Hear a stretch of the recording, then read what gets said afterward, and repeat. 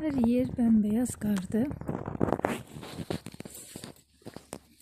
Dərslər bitib, saat 2'nin yarısı olur.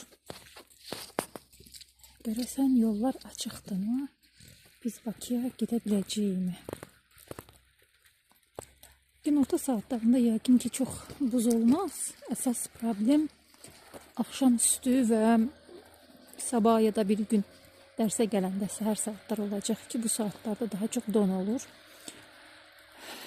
Akşamüstü yola çıxacaq olanlar, Şamaxıya gələcək olanlar, Bakıdan Şamaxıya vəziyyət belədir. Özəlliklə üzü Pirqulu tərəfdə daha da kəskinləşir qar, intensivləşir və yəqin ki axşama doğru daha da kəskin bir hava olacaq. Amma çox gözəldir. Bəmbəyaz.